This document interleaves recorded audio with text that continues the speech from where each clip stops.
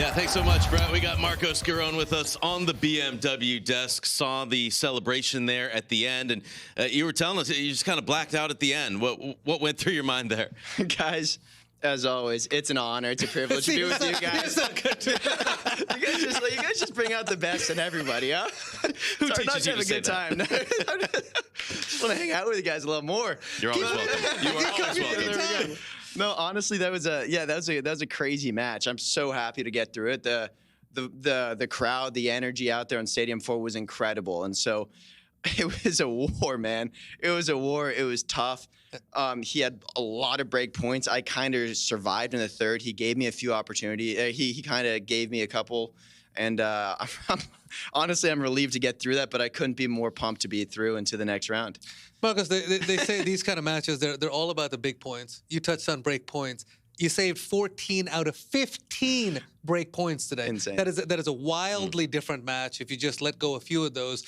What happens on those break points? Are you shifting your mindset? Is it just one of those things where you're making better decisions? What happened out there today? Yeah, it's. I wish I can serve like that. You know, I can play like that against every single break point somebody has on me. But yeah, I honestly the whole tournament I've been playing well under pressure, which is massive. And so I've played aggressive on those points. Sometimes I think when it's been deuce or I've been up in games, I may be a little more passive than I maybe should be. But I kind of keep telling myself, be aggressive, be the one. You know, there's opportunity here, dictate, and you know, play this 1 point. It's not the end of the match if you lose, but play this 1 point. Try and play to win. Don't let it be on his racket. Casper Ruud, top four seed. Been to the finals of Grand Slams before. You have a win like that, biggest win of your career. So easy to have a letdown, right? How do you just go back to work? Next round, Popyrin, he won a 1,000 level event last year. This is sort of a different caliber of opponent to just have back-to-back wins. How was that process for you, coming with the same high level of play? Yeah, it's tough. I mean, that's what makes these tournaments so tough. It's not one match. You gotta keep winning, and each guy presents their own challenges. Popyrin is tough. He's a big dude. He's got a big serve. It's lively out here. The ball bounces high. His kick serve jumps super high. His forehand is tough. You kind of feel like he can go anywhere, but he can roll the ball high. He can hit it hard.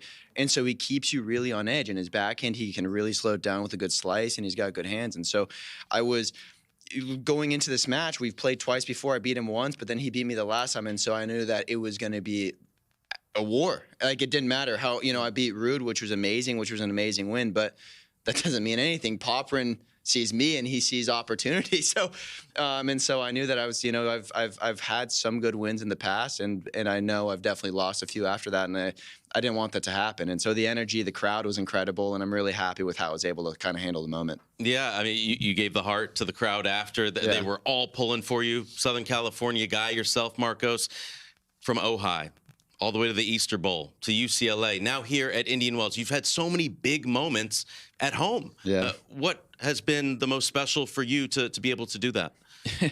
It's tough to say, but I think this moment doesn't happen without Ojai. You know, this doesn't happen without CIF. This doesn't happen without UCLA. And, you know, who knows, Quicksilver back in the day, or JP Amasaki, and so sectionals. And so I think it all kind of builds on one another, really. And so, yeah, the again, 2019, when I first broke through on, like, that's when I kind of had my breakout year, qualifying, winning a couple matches here. That was such an amazing experience for me, and it was so memorable. And to be able to win again against an Aussie on Stadium 4 was down a set was also, I kind of had some of those moments kind of going through my mind, like, hey, you've been here before, you can do this battle, find a way. And yeah, all of them are special. A long three-setter with Casper Ruud, 2 hours, 32 minutes today. And again, very tension-filled. Yeah. Not easy to train for that kind of stuff.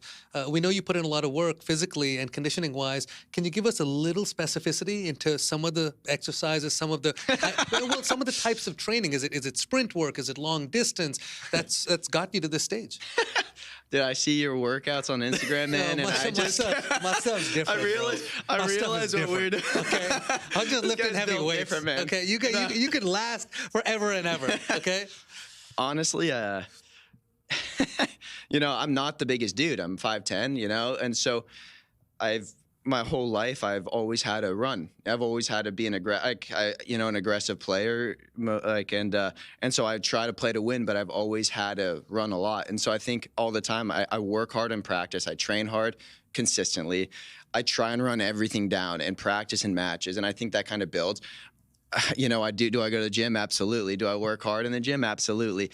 It's a mix Track of work, I'm sure. Oh, absolutely. You got to hit the track. Got to do the 400s. Got to do the 200s. You got to do the 100s. You got to do resistance. You got to do some overspeed. Some sled work. I think all of it, medicine ball, on court movement, it's all relevant.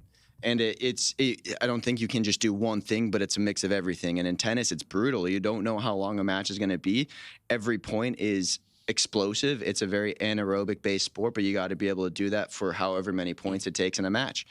And so, yeah, I think it's kind of been years of training hard and putting in a lot of work, putting in a lot of time on court, but then also, honestly, I've been trying to play more aggressive and trying to run a little bit less on court, trying to play a little bit more efficiently as well, because it's not possible to play forever running like an absolute dog. Yeah. No. You're getting a little bit older. I think overall you're still young, but getting a little older. You see somebody like Madison Keys go out there, win her first major title, then turn 30. So later in her career, turn pro at 14. You're 31 right now. You're still looking to achieve all the great things in tennis. How does something like that inspire you and even give you an extra push?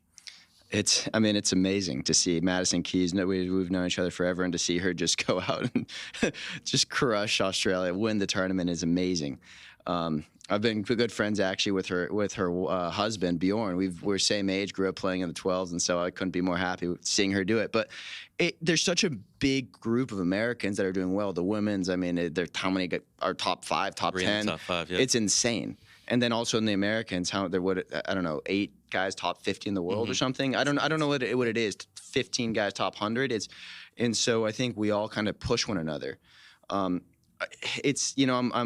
probably 4 years older than all those guys, but I went to college, and so when I kind of went and started playing challengers, like the Fritzes, the Foes, all those guys, I felt like, they kind of broke onto the tour a little bit earlier, but I came on at the same time as Tommy. So in a way, I kind of still, even though I'm older than him, I still feel like I'm part of it in some way. Granted, they've had much more success than I have.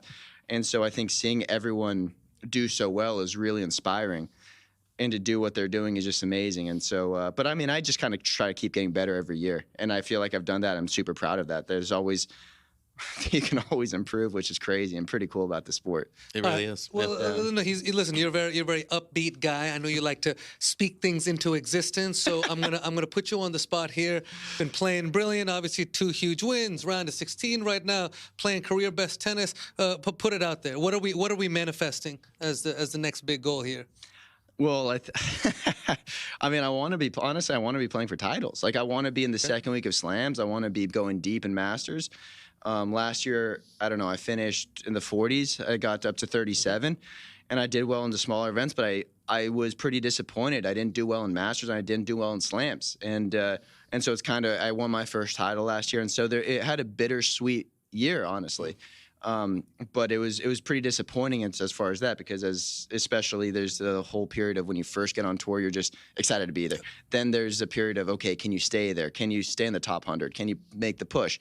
And now I've been here since 2020, and so for the last 5 years, but to make that push into being seeded into top 20, you got to do well in the big tournaments. And so that was one of the big goals for this year, is to actually be deeper in the Masters, be deeper in the slams. How far we go, I don't know, but I'm gonna try and win. I'm gonna try and win every match I can. I love that attitude. Second week of slams, brothers going for top 20. I love it. Always wants more. And by the way, preaching, you can get better. Every stage of life, as a tennis player, can always be a little bit better. You've got the best energy, Marcos. We love having you here at this desk. Love seeing you win. Best of luck going forward, and thanks for spending some time with us. Hey, guys, thank you. You make it easy, man. Great laugh. Marcos Giron, 4th round here at Indian Wells for the first time in his career. The rankings on the rise. A lot of love to the folks here in Southern California.